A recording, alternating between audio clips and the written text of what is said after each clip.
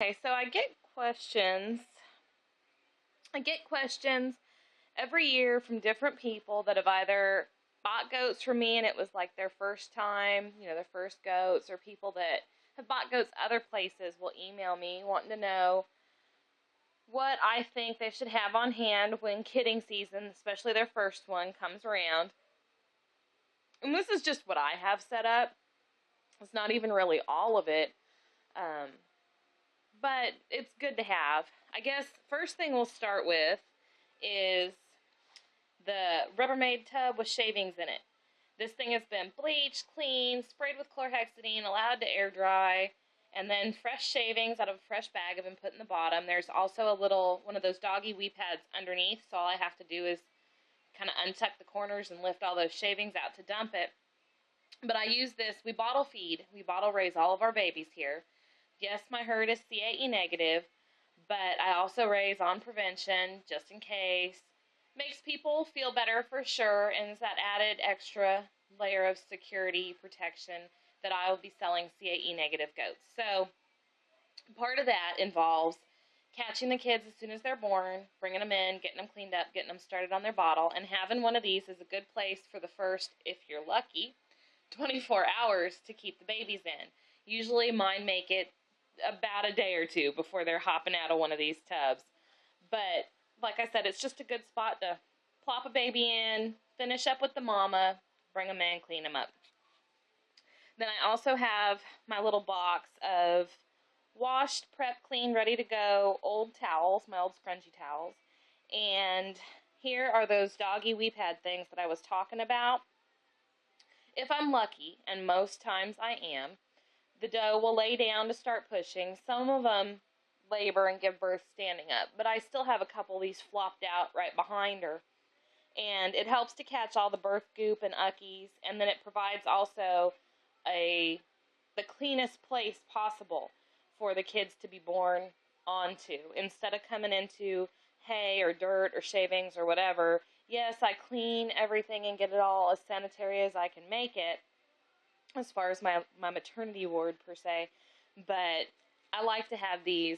Like I said, it helps to flop that in here. It helps to provide a clean, easy way to clean up is what I'm going for there. All that birth goop, I just wrap it up, toss it in a feed sack, toss it on the burn pile, get it lit, get it out of the way. So some of the other stuff I have, and I've got it all spread out. We're camping right now next to the maternity ward. I try to do as much as possible, as natural as possible. Knock on wood, lucky me, where's the floor? Knock on wood, there you go. I've never really had any issues that were too hard to handle or conquer as far as when birth comes with my goats, when kidding season gets here. But I figure, and this is maybe just me, that my luck has come from being prepared and preventative in how I handle things. So, I use just good old Tridine 7. You can pick it up at Tractor Supply or order it online at Jeffers, I think. I usually just pick mine up at Tractor Supply. But that's for my belly buttons, to dip belly buttons in. I know there's stronger, better, heavier duty iodine to be found, I suppose. But since I'm doing everything so super clean, I don't stress over it. The other thing I have in hand, and I started to show y'all, is evening primrose oil. I actually had a friend when I was in high school. His mom was a midwife. And over, was it Facebook? No, MySpace. This was back in the MySpace days when we first got goats.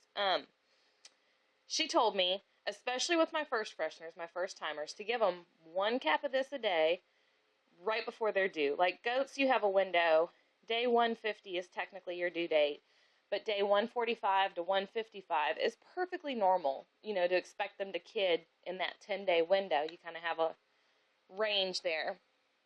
And she explained it's a natural way to help soften and prepare the cervix before birth, which makes sense. I've never had any problems. I've never had, knock on wood, anything crazy like ringworm or anything like that. And it definitely seems to help my first fresheners. I didn't do it the first couple years. No, the first year I didn't do it. But after that I have. And even my older girls get 1 cap a day. And like I said, it's natural. It really can't hurt anything. So it just makes me feel better to give that to them. So 1 a day.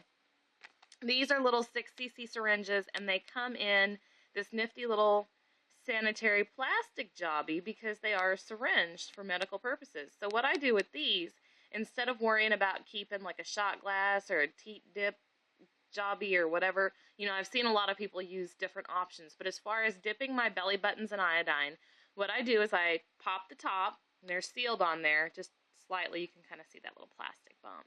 Pop the top, pull the syringe out, put my iodine in here, put it right up against the belly button on the baby goat, tip them up, dip their umbilical cord in the iodine, and then I just kick that syringe to the side in here because my mamas are always wormed right after they kid, just to prevent any issues from popping up.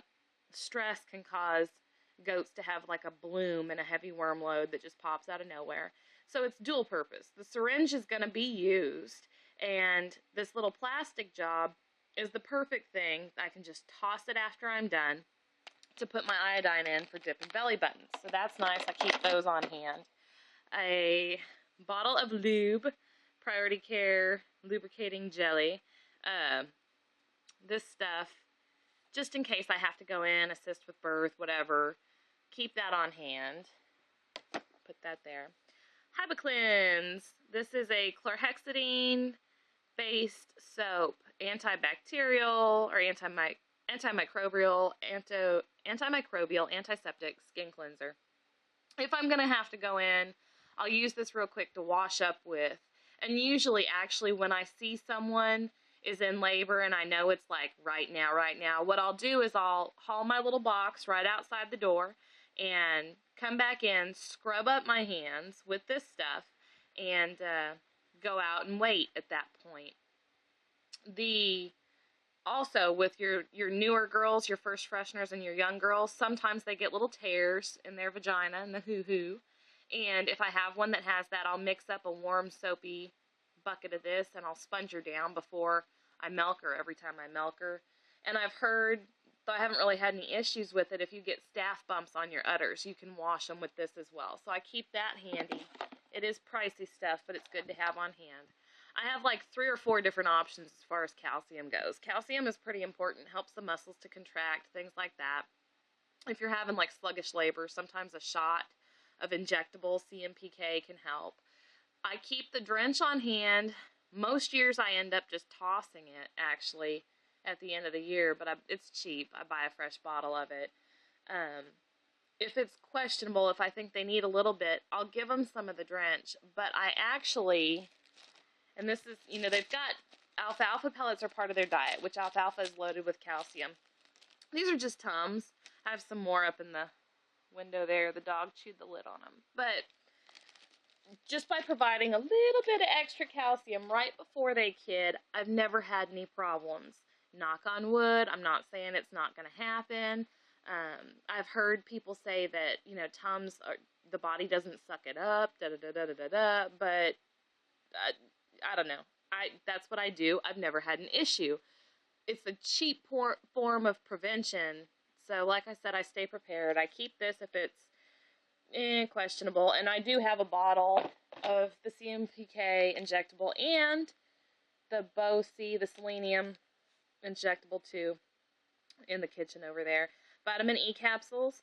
Babies get one of these snipped and in their mouth right after they're born. They also get the selenium and E gel. Like I said, I do my mamas at 4 weeks and 2 weeks. They get a squirt of this right before they kid.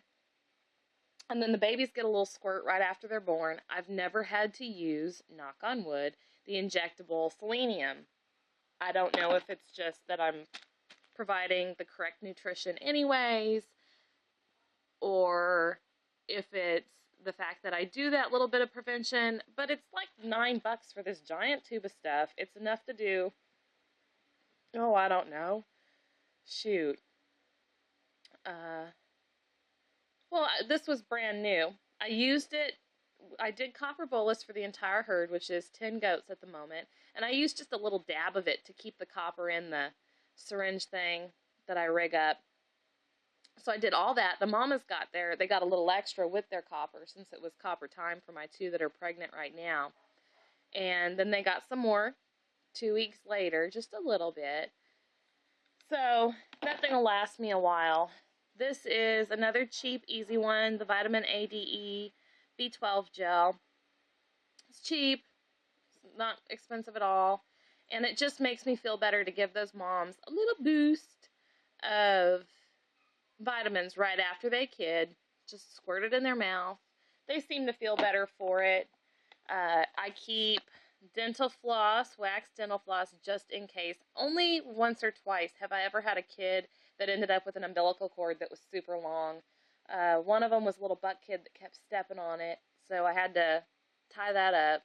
And the other one, he wasn't stepping on it, but it was just long enough that it had every other kid's attention in the pen, and they were sucking on it, trying to pull it off of him.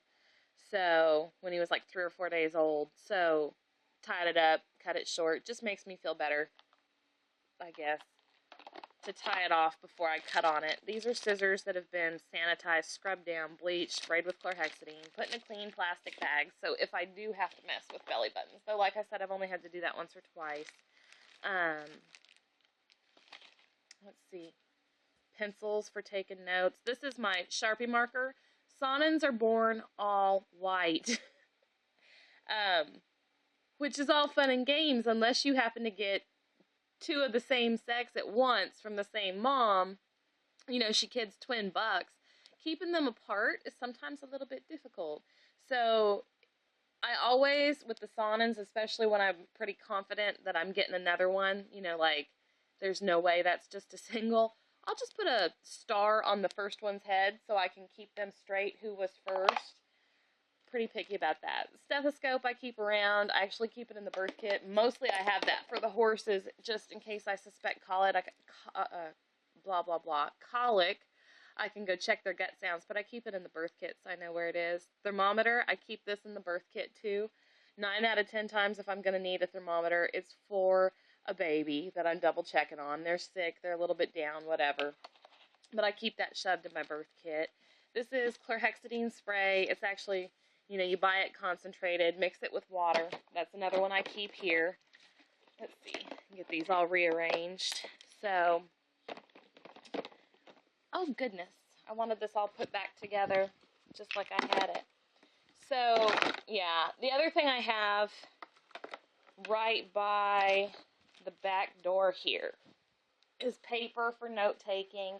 My gloves are actually with the soap-making stuff. Usually when I see someone go into labor, I'll grab a set of gloves and throw them in here last minute. That way they're not kicking around, getting all dirty and dusty.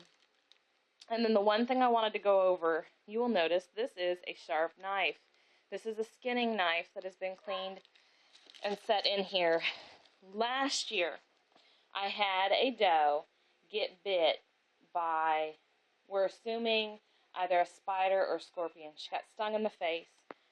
She was just a little bit premature to be kidding anyways. Face swells up huge. You know, she'd gone to lay in a shady little covered spot, kind of hiding and picking herself off from the herd because she was getting at that point where she was big and heavy bred and just wanted to be alone. And she come flying up from underneath there, big old swelling on her face. So I kind of sat with her and rubbed on her. She wasn't breathing right. Came in the house to grab the epinephrine that we keep on hand, and by the time I got back out there, she was down. She wasn't breathing. She was no longer, she had passed. Anaphylactic shock. She had gone into anaphylactic shock. And I just kind of had a moment where I didn't know what to do, but the babies were still moving inside her, and she was definitely gone. She had definitely passed. So I wasted quite a bit of time hunting for something sharp enough to get those kids out. I was still getting a few fetal movements when I finally did proceed. I got 2 babies out, 2 doe kids, twin does.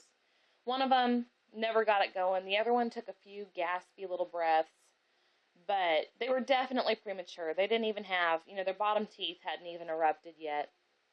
And they were very small, about 4 pounds apiece.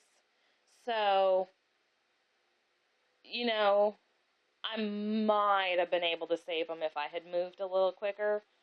We will never know. Like I said, she was about 2 weeks out from her due date still, like 10 days from, just day 140-ish. So, there were no guarantees, basically. Number one, I learned, always make sure that you spray for spiders and bugs. Yeah, I do try to do quite a bit natural here, but when it comes to things like that, poison is called for. The end. I don't play. Spray everything down, do what I can to keep the spiders out, especially around kidding time. Don't want that to happen again. She had always had issues with allergies, blah, blah, blah, but still, it's just one of those things you learn. So yeah, I always keep that on hand just in case. Now, I learned my lesson. I spent, at the time it felt like 30 minutes. It was probably more like 5 minutes trying to find my butchering kit is what that's from. But you can see this is my living room. And this is the maternity ward. Moving on to happier things. All with fresh fluffy hay. There's Pomegranate, who has taken to burying her nose in the hay over there. And Lugus, Lucy, who has decided this is her corner over here. They have both decided each one. I would put money that Pomegranate kids right there and Lucy kids right here, because these are the corners that they've picked. You can see, even though she's laying down, her tail is starting to soften up around it. There's the dents here. It's kind of hard to see on a white goat. They don't get all shadowy, but she's got that arch to her tail that they get. I know. It's so hard to get up here so big when she walks away. So yeah, she's kind of starting to hold her tail just right.